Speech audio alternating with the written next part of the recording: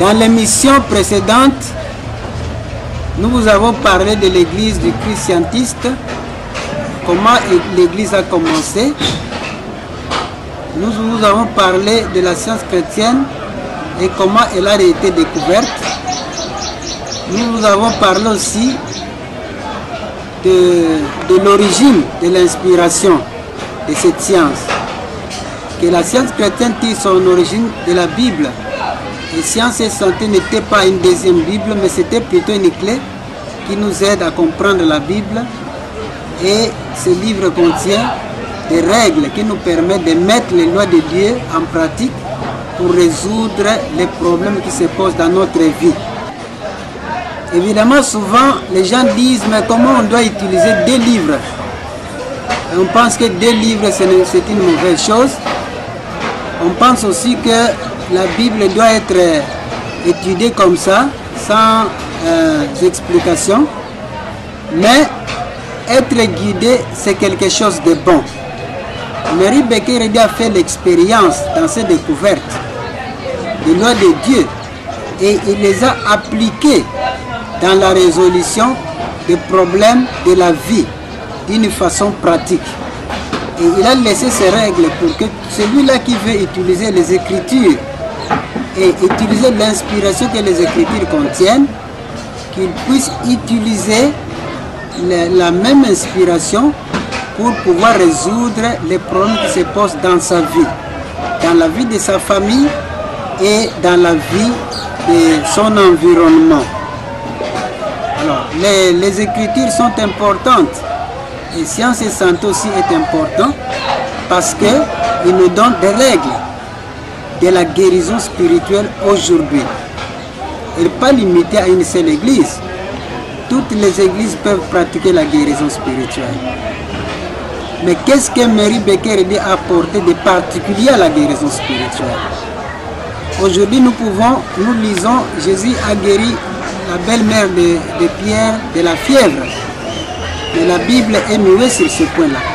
Mais quand vous prenez Science et Santé, à la page 376 par exemple, 379, presque toutes les pages environnantes nous montrent comment nous pouvons prier avec la Bible pour nous guérir d'abord de la fièvre nous-mêmes.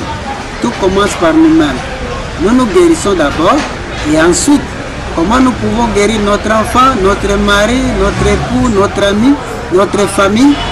Et finalement, nous pouvons sortir à l'extérieur et guérir le monde. Donc c'est ça l'apport de Science et Santé.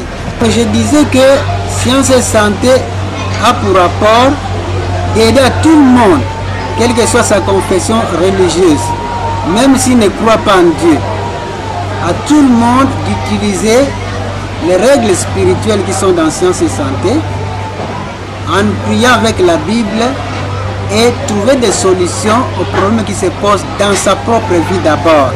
Donc la guérison spirituelle en ce moment-là n'est plus miraculeuse parce que c'est devenu une science, une connaissance que tout le monde peut apprendre et mettre en pratique. Sur ce point-là, tout le monde peut apprendre à guérir, où qu'il soit, qui qu'il soit. Donc, Science et Santé a été écrit en 1875. La science chrétienne elle-même était découverte en 1866 et l'église du Christ scientiste a été fondée en 1879. Alors, on parlerait de grandes lignes de la pensée religieuse en science chrétienne, ou plutôt de la doctrine ou de l'idéologie. Évidemment, tout est contenu dans Science et Santé avec la clé des Écritures. La fondation, comme nous avons dit, c'est l'enseignement de Jésus-Christ. Vous vous rappelez que quand Jésus est venu, il a résumé les 10 commandements de Moïse. Lui aussi a suivi les pas des premiers chrétiens.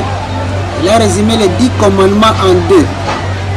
Aime Dieu de tout ton cœur, de toute ton âme, de toute ta pensée, et aime ton prochain comme toi-même. Donc tous les 10 commandements se ramènent au premier. Quand par exemple tu voles quelque chose de ton prochain, est-ce que tu aimes ce prochain? Tu ne l'aimes pas.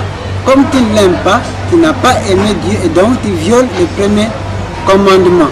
quand tu convoites l'épouse de ton prochain, est-ce que tu l'aimes? Tu as violé le premier commandement. Donc c'est comme ça que Jésus-Christ a résumé les 10 commandements en 2. Mais le tout se résume dans ces 10 commandements-là. Donc il y a les 10 commandements. Jésus donne le sermon, c'est le sermon le plus élevé qu'il a donné. Et vous verrez cela dans les chapitres, 3 chapitres de Matthieu, 5, 6 et 7. Dans le chapitre 5, il commence par les béatitudes. Ensuite, dans le chapitre 6, il parle de la prière du Seigneur. Il montre à ses disciples l'importance de commencer la prière par notre Père. Et ainsi de suite. Donc, la science chrétienne suit de très près ces enseignements-là dans la pratique. Peut-être je pouvais résumer en quelques peu de mots ce que les articles des fois de la science chrétienne. Je lirai peut-être pas tout, mais je peux lire quelques 3 peut-être. Le premier article des foi de la science chrétienne est: en tant qu'adhérents de la vérité, nous prenons la parole inspirée de la Bible comme notre guide suffisant pour atteindre à la vie éternelle. 2. Nous reconnaissons et adorons un Dieu suprême et infini. Nous reconnaissons son Fils, le seul Christ, le Saint-Esprit ou divin consolateur, et l'homme à l'image et à la ressemblance de Dieu. Et puis je lis le 6e: et nous promettons solennellement de veiller et de prier pour que cet entendement qui était en Jésus-Christ soit également en nous, de faire aux autres ce que nous voudrions qu'ils nous fissent, et d'être miséricordieux, juste et pur. Donc l'enseignement nous ramène toujours, commence par Dieu, le bien infini, et nous amène à aimer l'homme qui est l'image et la ressemblance de Dieu au plus haut point. Et nous respectons ses engagements religieux en tant que chrétiens d'une façon pratique. Donc ce sont les fondations de l'enseignement de la science chrétienne que vous trouverez dans Science et Santé avec la clé des Écritures de Mère Rebecca Eddy. Et souvent on se demande comment l'église du Christ scientifique est arrivée chez nous ici. Selon l'histoire, il y a plusieurs voies d'entrée de la science chrétienne chez nous. C'est le livre Science et Santé qui a amené l'église. Parmi d'autres certaines sources, Science et Santé était venu avec les premiers missionnaires protestants de l'armée du salut des pères jésuites et qui a mené Science et Santé pour leur quête de la spiritualité. Mais à l'époque là, ils gardaient ça pour eux-mêmes. Ils ne pouvaient pas donner ça à la population.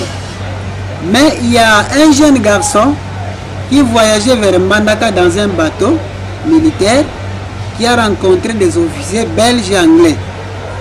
Ils l'ont vu en train de lire un livre sur la spiritualité. Et puis, les 3 officiers sont partis. 2 étaient belges, l'autre était anglais. L'officier anglais est revenu pour dire au garçon: si tu veux connaître la spiritualité, cherche de l'argent. Le garçon lui a donné 600 francs et en partant en Europe, le militaire lui a envoyé le livre Science et Santé. Il s'était caché à 5 pour lire ce livre dans la maison pendant au moins 1 mois. Finalement, ils ont vu que ce qu'ils ont lu devrait être mis en pratique dans la guérison des malades. Alors parmi les 3, parmi les 5, un devrait donner le premier traitement spirituel selon les instructions qu'il découvrait. Il fallait trouver quelqu'un qui était malade. La dame qu'on a trouvée souffrait de la gastrite et mon corps l'a guéri en une seule visite. C'est le début de tout ce que nous faisons aujourd'hui.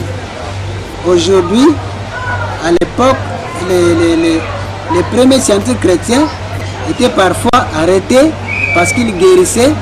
Même ils allaient dans des cachots, là aussi ils guérissaient.